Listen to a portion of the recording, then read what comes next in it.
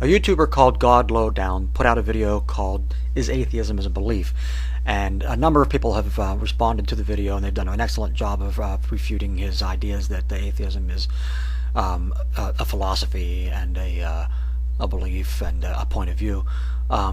It's absolutely not, and these other folks have done a great job of explaining why. However, in the middle of his video, he brings up a point that nobody has touched on that I think trips him up in his own argument before he even starts his argument, and I want to point that out.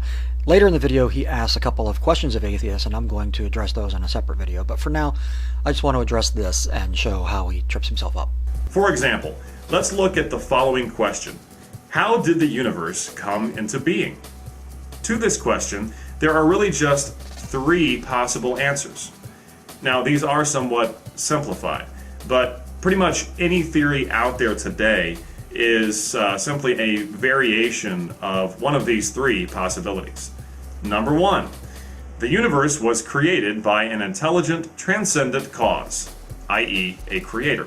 Number two, the universe spontaneously popped into existence with no external cause. And number three, the universe is timeless and eternal, and therefore requires no cause.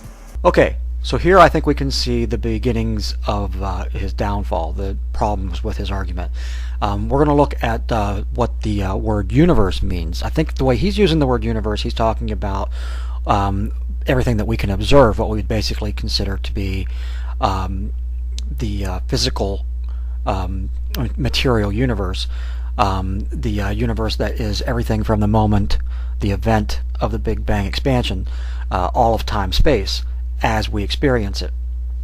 But that's not the only definition of universe, and there are other examples of definitions of universe use other words. They might use the word metaverse or omniverse, but it's still, that's the universe, because the universe is everything. So what theists might consider to be the other realms or the supernatural realms would still be included in the idea of the universe. So with that in mind, let's listen to what he has to say. Now, theists obviously believe that possibility number one is the most probable explanation. So it can safely be said that theists believe in a creator.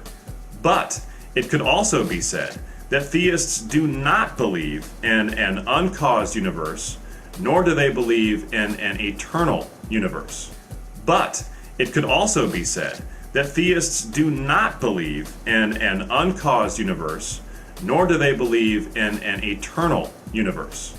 But it could also be said that theists do not believe in an uncaused universe, nor do they believe in an eternal universe. So even if we take the narrow definition of universe, theists most definitely do believe in a caused universe. That's basically the definition of theism. That's the whole basis of the Kalam cosmological argument. As for the second point, that theists don't believe in an eternal universe, given the broader sense of the word universe, they definitely do. Theists believe in eternity, so that's also pretty much a basic precept of modern theism. So there are really two ways of identifying a theist: by what he or she believes in, or by what he or she does not believe in. Therefore, if I follow atheist logic, I could argue that theism is not a belief. It is a non-belief in an uncaused or eternal universe. Theism is a belief in a transcendent creator. Theism is also not the non-belief in an uncaused universe, as it is by definition the belief in a material realm caused by the uncaused. Finally, theism is not the non-belief in an eternal universe. So depending on what one believes the universe to be, this chart misrepresents what theism is and is not. And the same holds true of God Lowdown's definition of atheism. See how that works? It's really just two sides of the same coin.